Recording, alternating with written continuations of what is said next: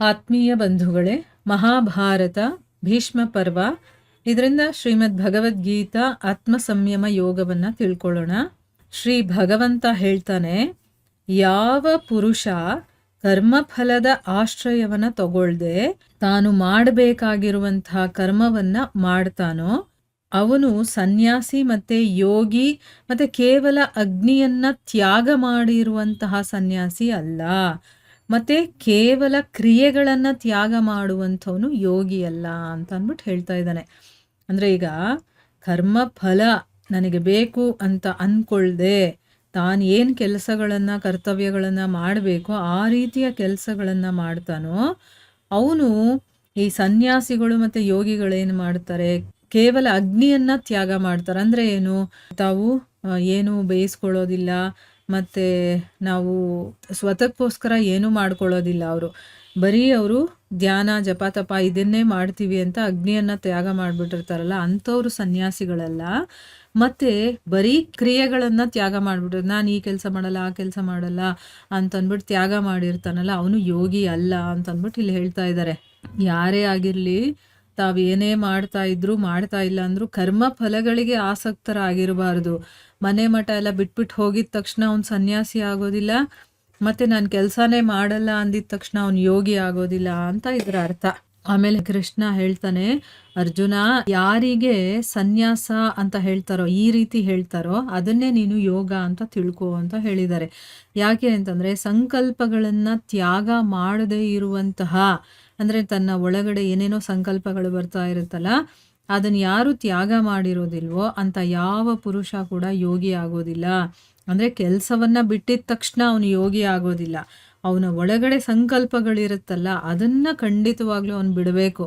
ಮನಸ್ಸಿನಲ್ಲಿ ಸಂಕಲ್ಪಗಳು ಬರೋದು ನಿಲ್ಲಬೇಕು, ಆಗ ಅವನು ಯೋಗಿ ಅನ್ನಿಸ್ಕೊಳ್ತಾನೆ.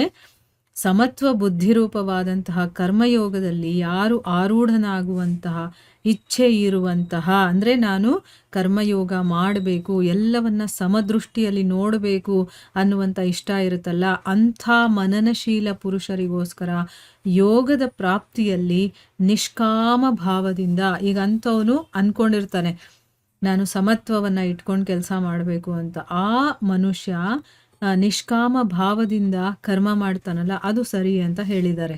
ಅಂದ್ರೆ ಬರೀ ನಾನು ಮನೆ ಮಠ ಬಿಟ್ಬಿಟ್ಟು ಕೆಲಸಗಳನ್ನೆಲ್ಲ ಬಿಟ್ಬಿಡ್ತೀನಿ ಅಂದ್ರೆ ಅವನು ಯೋಗಿ ಆಗೋದಿಲ್ಲ. ಸಮತ್ವ ಭಾವವನ್ನ ಇಟ್ಕೊಂಡು ಕರ್ಮಯೋಗದಲ್ಲಿ ತೊಡಗಿ ಅವನು ತನ್ನ ಮನಸ್ಸಿನಲ್ಲಿ ಆ ಒಂದು ಭಗವಂತನ ಸ್ಮರಣೆ ಮಾಡಿಕೊಂಡು ನಿಷ್ಕಾಮ ಭಾವದಿಂದ ಯಾರು ಕೆಲಸ ಮಾಡ್ತಾನೋ ಅದು ಸರಿ. ಇದು ಕರ್ಮಯೋಗ ಮಾಡೋನ್ಗಾದ್ರೆ, ಇನ್ನ ಯೋಗಾರೂಢನಾಗಿರ್ತಾನಲ್ಲ ಅಂಥ ಮನುಷ್ಯ, ಅವನು ಯೋಗಾರೂಢನಾದ ಮೇಲೆ ಎಲ್ಲ ಸಂಕಲ್ಪಗಳು ಕೂಡ ಅವನಲ್ಲಿ ನಿಂತು ಹೋಗುತ್ತೆ. ಅಂದ್ರೆ ಅವನಲ್ಲಿ ಸಂಕಲ್ಪಗಳೇ ಇರೋದಿಲ್ಲ. ಹಾಗಿದ್ರೆ ಅದು ಅವನ ಕಲ್ಯಾಣದಲ್ಲಿ ಅದು ಹೇತುವಾಗುತ್ತೆ, ಅಂದ್ರೆ ಅದು ಸರಿ ಅನ್ಸುತ್ತೆ. ಅವನಿಗೆ ಒಳ್ಳೇದಾಗಬೇಕು ಅಂತಂದ್ರೆ ಅವನಲ್ಲಿ ಎಲ್ಲ ಸಂಕಲ್ಪಗಳು ನಿಂತಿರಬೇಕು, ಒಳಗಡೆಯಿಂದ ಯಾವುದೇ ಸಂಕಲ್ಪಗಳು ಇರಬಾರ್ದು. ಯಾವ ಸಮಯದಲ್ಲಿ ಇಂದ್ರಿಯ ಭೋಗಗಳಲ್ಲಿ ಮತ್ತೆ ಕರ್ಮಗಳಲ್ಲಿ ಆಸಕ್ತನಾಗುವುದಿಲ್ವೋ ಆ ಸಮಯದಲ್ಲಿ ಎಲ್ಲ ಸಂಕಲ್ಪಗಳ ತ್ಯಾಗಿ ಪುರುಷನಾದಂತಹ ಅವನು ಯೋಗಾರೂಢ ಅಂತ ಅನ್ನಿಸ್ಕೊಳ್ತಾನೆ. ಯೋಗಾರೂಢ ಅಂತಂದ್ರೆ ಬರೀ ಕೆಲಸ ಮಾಡದೆ ಸುಮ್ಮನೆ ಇದ್ದು ಬಿಡೋದಕ್ಕಲ್ಲ ಹೇಳೋದು, ನಮ್ಮ ಒಳಗಡೆಯಿಂದ ಅದು ಸಂಕಲ್ಪಗಳು ಬರ್ತಾ ಇದೆಯಾ ಇಲ್ವಾ ಅನ್ನೋದು ಅದು ಮುಖ್ಯ ಆಗತ್ತೆ. ಆಮೇಲೆ ತನ್ನ ಮೂಲಕ ತನ್ನ ಸಂಸಾರ ಸಮುದ್ರದಿಂದ ಉದ್ಧಾರ ಮಾಡಲಿ, ಮತ್ತೆ ತನ್ನನ್ನು ಅಧೋಗತಿಗೆ ಹಾಕದೇ ಇರಲಿ. ಯಾಕೆ ಅಂತಂದ್ರೆ ಈ ಮನುಷ್ಯ ತಾನೇ ತನ್ನ ಮಿತ್ರನಾಗಿರ್ತಾನೆ, ತಾನೇ ತನ್ನ ಶತ್ರುವಾಗಿರ್ತಾನೆ.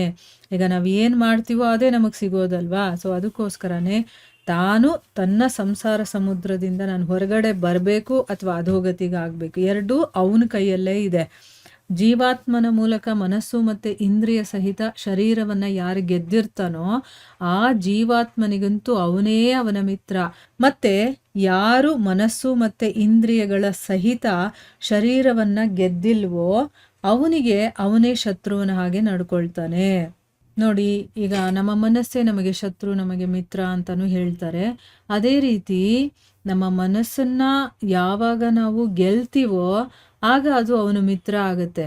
ಇಲ್ಲ ಅಂತಂದ್ರೆ ಅದು ನಮ್ಮ ಶತ್ರುವಾಗಿ ನಡ್ಕೊಳ್ಳುತ್ತೆ. ಅದಕ್ಕೆ ಯಾರು ಮನಸ್ಸು ಮತ್ತೆ ಇಂದ್ರಿಯಗಳ ಸಹಿತ ಶರೀರವನ್ನ ಗೆದ್ದಿರೋದಿಲ್ವೋ, ನಮ್ಮ ಶರೀರ ಏನ್ ಹೇಳುತ್ತೋ ಅದೆಲ್ಲ ಕೇಳ್ತಾ ಇರೋದು, ಮನಸ್ಸು ಹೇಳ್ದಾಗ ಕೇಳೋದು, ಇಂದ್ರಿಯಗಳು ಹೇಳ್ದಾಗ ಹೇಳೋದು, ಆ ಥರ ಎಲ್ಲ ಮಾಡಿದ್ರೆ ಅವನೇ ಶತ್ರು ಆಗಿ ನಡ್ಕೊಂಡ್ಬಿಡ್ತಾನೆ. ಆಯ್ತಾ? ಅದಕ್ಕೋಸ್ಕರನೇ ತುಂಬ ಹುಷಾರಾಗಿರ್ಬೇಕು. ಆಧ್ಯಾತ್ಮಿಕ ಸಾಧನೆ ಮಾಡಬೇಕಾದ್ರೆ ಈ ಒಂದೊಂದು ವಿಷಯಗಳನ್ನು ಕೂಡ ತುಂಬ ಡೀಟೇಲ್ ಆಗಿ ತಿಳ್ಕೋಬೇಕಾಗತ್ತೆ ನಾವು. ಮನಸ್ಸು ಅಂತಂದ್ರೆ ಏನು, ಅದು ಹೇಗೆ ಕೆಲಸ ಮಾಡುತ್ತೆ, ನಮ್ಮ ಬುದ್ಧಿ ಹೇಗೆ ಓಡುತ್ತೆ, ನಮ್ಮ ಇಂದ್ರಿಯಗಳೆಲ್ಲ ಹೇಗೆ ಕೆಲಸ ಮಾಡುತ್ತೆ, ಏನೇನು ಕೇಳುತ್ತೆ, ನಾನು ಅದು ಹೇಳ್ದಂಗೆ ಕೇಳ್ತಾ ಇದ್ದೀನಾ ಅಥವಾ ನಾನು ಹೇಳ್ದಾಗ ಅವು ಕೇಳ್ತಾ ಇದೆಯಾ, ಇದೆಲ್ಲ ನಾವು ಗಮನಿಸ್ತಾ ಇರಬೇಕು. ಗಮನಿಸಿ ಈಗ ಕೇಳ್ತಾ ಇರುವಂತಹ ವಿಷಯಗಳ ಮೂಲಕ ಅದನ್ನ ಚೇಂಜ್ ಮಾಡ್ಕೊಳ್ತಾ ಹೋಗ್ಬೇಕು. ಇಲ್ಲಿ ಅದಕ್ಕೆ ಭಗವದ್ಗೀತೆನ ಹೇಳ್ತಾ ಇರೋದು. ಇಲ್ಲ ಅಂದ್ರೆ ಮಹಾಭಾರತದಲ್ಲಿ ಭಗವದ್ಗೀತೆ ಯಾಕೆ ಬರ್ತಿತ್ತು? ಮಹಾಭಾರತ ಬಂದು ಕತೆ ತರ ಇದೆ, ಹಿಂದೆ ನಡೆದಿರುವಂತ ಘಟನೆಗಳನ್ನ ಹೇಳ್ತಾ ಇದ್ರು. ಅದರಲ್ಲಿ ಭಗವದ್ಗೀತೆಯನ್ನ ಭಗವಂತ ಈ ಜಗತ್ತಿಗೆ ಕೊಡಬೇಕು ಅಂತಾನೆ ಈ ಮಹಾಭಾರತ ಯುದ್ಧ ನಡೆಯೋದು. ಆಯ್ತಾ? ಈಗ ಭಗವದ್ಗೀತೆನಲ್ಲಿ ಏನು ಹೇಳ್ತಾ ಇದ್ದಾನೆ, ನಾನು ಯಾರು, ಏನು, ಯಾವ ರೀತಿ ನಾನು ಕೆಲಸ ಮಾಡಬೇಕು, ಯಾವ ಕೆಲಸಗಳನ್ನ ಮಾಡಬಾರ್ದು, ಯಾವುದು ಮಾಡಿದ್ರೆ ಸರಿ, ಯಾವುದು ಮಾಡಿದ್ರೆ ತಪ್ಪು, ಎಷ್ಟೆಲ್ಲ ಮಾರ್ಗಗಳಿದೆ, ಮತ್ತೆ ಅದನ್ನೆಲ್ಲ ಮಾಡೋದು ಏನಕ್ಕೆ, ಆ ಭಗವಂತನನ್ನ ಪಡೆಯೋದಕ್ಕೆ, ಅದನ್ನ ಹೇಗೆ ಪಡೆಯೋದು ಶರಣಾಗತಿಯಿಂದ, ಮತ್ತೆ ಕರ್ಮ ಫಲಾಪೇಕ್ಷೆ ಇಲ್ಲದೆ, ಈ ಎಲ್ಲ ವಿಚಾರಗಳನ್ನ ಯಾಕೆ ಹೇಳ್ತಾ ಇದ್ದಾನೆ, ನಾವೆಲ್ಲ ತಿಳ್ಕೊಂಡು ಅದನ್ನ ಅನುಸರಣೆ ಮಾಡಲಿ ಅನ್ನೋ ಕಾರಣದಿಂದ ಹೇಳ್ತಾ ಇರೋದು. ಸುಮ್ಮನೆ ಅವನು ಏನೋ ಒಂದು ಕತೆಗೋಸ್ಕರ ಹೇಳ್ತಾ ಇಲ್ಲ ಇಲ್ಲಿ, ಅಥವಾ ಇಲ್ಲ ಅರ್ಜುನನಿಗೋಸ್ಕರ ಹೇಳ್ತಾ ಇಲ್ಲ.